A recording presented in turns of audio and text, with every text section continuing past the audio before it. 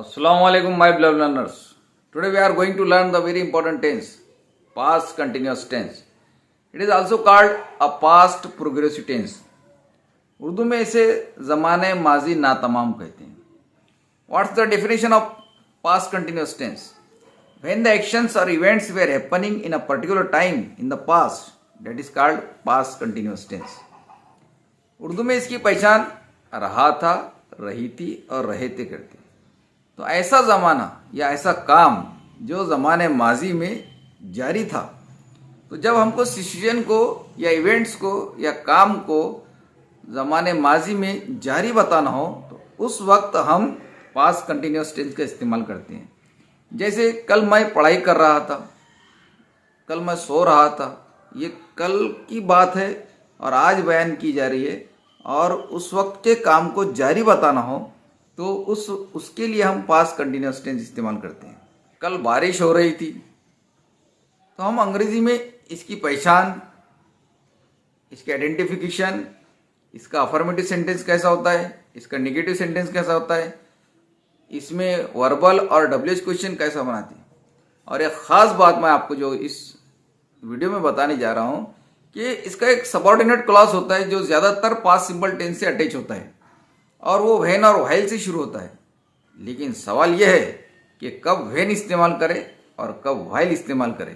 तो ये मालूमात कॉम्पिटिटिव बच्चों के लिए बहुत अहम होती है कि व्हेन कब इस्तेमाल करेंगे और व्हाइल कब इस्तेमाल करेंगे. तो पास्ट कंटिन्यूस टेंस की तमाम मालूमात हम इस वीडियो में देखेंगे. तो वीडियो के आखिर में मैं आपको कुछ होमवर्क के तौर पर ट्रांसलेशन भी दूंगा, इंग्लिश से उर्दू में और उर्दू से इंग्लिश में. तो वीडियो को आखिर तक देखिएगा और इसकी प्रैक्टिस कीजिएगा और तमाम एग्जाम्पल्स और अपनी खुद की एग्जाम्पल्स अपने नोटबुक में ज़रूर लिखिएगा. तो चलते सीखते हैं पास्ट कंटिन्यूस टेंस क्या है और इसे स्पीकिंग में और राइटिंग में कैसे इस्तेमाल करेंगे. चलते सीखते हैं. Let's learn the past continuous tense. Identification of past continuous tense और पास्ट प्रोग्रेसिव टेंस. क्या पहचान होती है पास्ट कंटिन्यूस टेंस की, चलिए सीखते हैं. सबसे पहले सब्जेक्ट इस्तेमाल होता है. सब्जेक्ट के बाद हेल्पिंग वर्ब वाज या वेयर इस्तेमाल होंगी. उसके बाद वर्ब की आईएनजी शक्ल इस्तेमाल होंगी.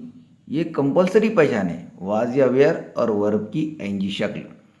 वर्ब की आईएनजी शक्ल के बाद ऑब्जेक्ट या कंप्लीमेंट इस्तेमाल होता है. उर्दू में इसकी पहचान रहा था, रही थी और रहते करते हैं.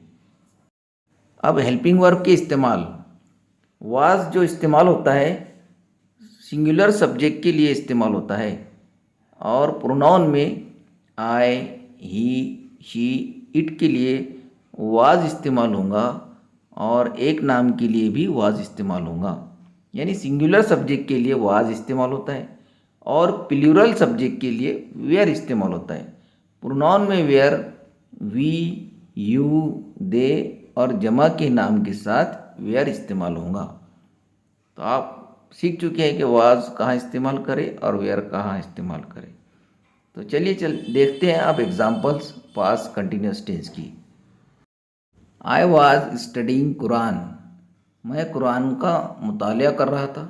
आई सब्जेक्ट है, वाज हेल्पिंग वर्ब है, स्टडीइंग वर्ब है और कुरान ऑब्जेक्ट है. We were passing through the forest. हम जंगलात से गुजर रहे थे. इस जुमले में थ्रू द फॉरेस्ट कंप्लीमेंट है. The sun was shining. सूरज चमक रहा था. The birds were singing. परिंदे गा रहे थे. The animals were relaxing in the shade of the trees. और जानवर दरख्तों के साए में आराम कर रहे थे. At 7 o'clock I was eating dinner. शाम 7 बजे मैं खाना खा रहा था. Negative sentence of past continuous tense. Past continuous tense में नेगेटिव कैसा बनाते हैं चलिए देखते हैं. तो हेल्पिंग वर्ब और वर्ब के दरमियान नॉट लगाने से जुमला नेगेटिव बन जाता है. जैसे I was not smoking cigarette. मैं सिगरेट नहीं पी रहा था. Children were not playing cricket. बच्चे क्रिकेट नहीं खेल रहे थे. वर्बल क्वेश्चन, इसे यस या नो टाइप क्वेश्चन भी कहते हैं. हेल्पिंग वर्ब को सब्जेक्ट से पहले रखने पर जुमला वर्बल क्वेश्चन बन जाता है. जैसे were you using my mobile. क्या तुम मेरा मोबाइल इस्तेमाल कर रहे थे? Was Kamran playing with you yesterday? क्या कल कामरान आपके साथ खेल रहा था? Were the people protesting against the government? क्या लोग हुकूमत के खिलाफ एहतजाज कर रहे थे? WH question of past continuous tense. कैसा बनाते हैं पास्ट कंटिन्यूस टेंस का WH क्वेश्चन? तो सबसे पहले WH इस्तेमाल करते हैं, उसके बाद हेल्पिंग वर्ब वाज या वेयर, उसके बाद सब्जेक्ट, उसके बाद ING फॉर्म ऑफ वर्ब, उसके बाद ऑब्जेक्ट या कम्प्लीमेंट इस्तेमाल करते हैं। ये जुमला सवाल पूछने के लिए इस्तेमाल होता है। तो चलिए उसके एग्जाम्पल्स देखते हैं। Were you playing cricket? आप क्रिकेट कहाँ खेल रहे थे? Which book was he reading? वो कौन सी किताब पढ़ रहा था? What were you talking about? आप किस बारे में बात कर रहे थे? चलिए अब बात करते हैं व्हेन और व्हाइल की। व्हेन और व्हाइल का इस्तेमाल पास्ट कंटिन्यूअस टेंस में, ये दोनों सबऑर्डिनेट क्लॉज के तौर पर इस्तेमाल होते हैं। व्हेन तो पास्ट सिंपल टेंस में इस्तेमाल होता है और व्हाइल पास्ट कंटिन्यूअस टेंस में इस्तेमाल होता है। ये बात याद रखिएगा। अब व्हेन पास्ट सिंपल टेंस में इस्तेमाल होगा और व्हाइल पास्ट कंटिन्यूअस टेंस में इस्तेमाल होगा, क्योंकि हम जानते हैं कि पास्ट कंटिन्यूअस टेंस का अटैचमेंट ज्यादातर पास्ट सिंपल टेंस के साथ होता है और पास्ट सिंपल टेंस में शॉर्टर एक्शन इस्तेमाल होती है, इसलिए उसमें व्हेन इस्तेमाल होता है। और पास्ट कंटिन्यूअस टेंस में लॉन्गर एक्शन इस्तेमाल होती है, इसलिए उसमें व्हाइल इस्तेमाल होता है। तो एक बात सामने आती है कि व्हेन शॉर्टर एक्शन के लिए पास्ट सिंपल टेंस में इस्तेमाल होगा और व्हाइल लॉन्गर एक्शन के लिए पास्ट कंटिन्यूअस टेंस में इस्तेमाल होगा। जैसे कि एग्जांपल लेते हैं हम, वो आया जब मैं सो रहा था।